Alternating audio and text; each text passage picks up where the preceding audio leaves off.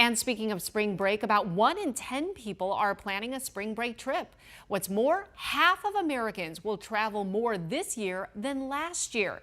That's according to national financial company IPX. However, are you ready for those unexpected health concerns that could happen?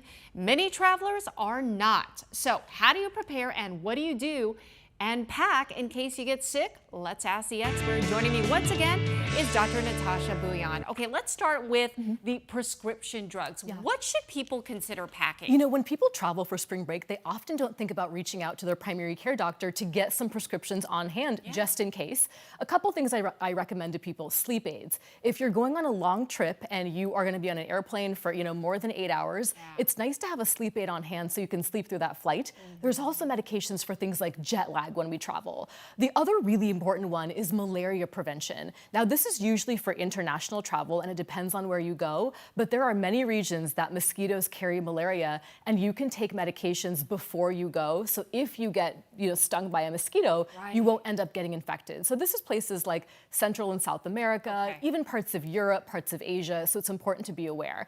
Other big one: traveler's diarrhea. So I know that. Oh, you know what? I was reading about that. It's called TD. It's called TD. And it actually affects 30 to 70% of travelers. It's huge. It affects a lot of people. And I know that a lot of Arizonans go to Mexico for spring break travel. It is rampant in Mexico, so you can get it from contaminated water. Even ice inside your drinks can be contaminated. And so people get these loose stools. They don't feel great. And so you can get a prescription antibiotic before you go from your doctor, and they can instruct you how to take it when you are there.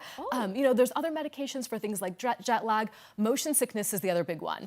When people go on cruises, they get seasick, and so you can get some patches and other things from your doctor, so that way you're feeling better. One that people don't think about is actually altitude sickness. So if you are climbing or ascending over 8,000 feet, it's a good idea to get altitude sickness medication because it can make you feel dizzy and nauseated when you're there. And so there clearly is a lot of ways to prepare. And the other thing I tell people, it's just any infections that you're prone to getting. So if you're somebody who gets urinary tract infections or sinus infections really frequently, ask your doctor for a pocket prescription to have on hand.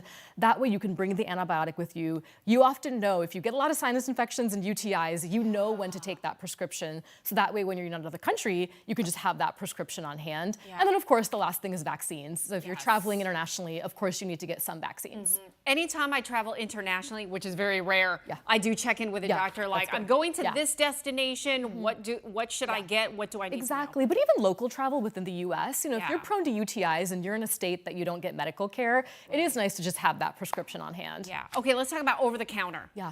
Over-the-counter medications, there's creams, there's meds. So certainly people, I tell them, like antihistamines, bring those with you in case you end up having an allergic reaction. Pain and fever reducers, so Tylenol, ibuprofen, have some on hand. People get acid reflux. People might get loose stools from eating different foods. They might not have traveler's diarrhea, but having something like Imodium is helpful for that.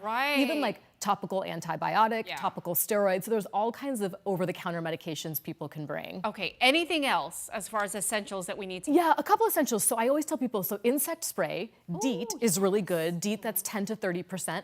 Compression socks, people don't think about that, but it's nice to have when you're traveling because when you travel, your legs get swollen. And so those compression socks can really make a difference. And then the last one that people don't think about, water purification tablets. So if you're traveling internationally, these tablets can basically reduce a chlorine-based solution into water to make sure it kills the pathogens. We don't want people using it all the time, but it's good to have on hand in case you end up somewhere and you realize you don't have access to clean water. I've never thought of that. That is so interesting. Great ideas. And also too, like liquid IVs maybe, stuff like that. We travel with that. First aid kits. A couple of those basic stuff is always good to bring, and just always thinking about your health when you're traveling. Excellent, excellent advice as always, Natasha. Thank you so much. Okay, so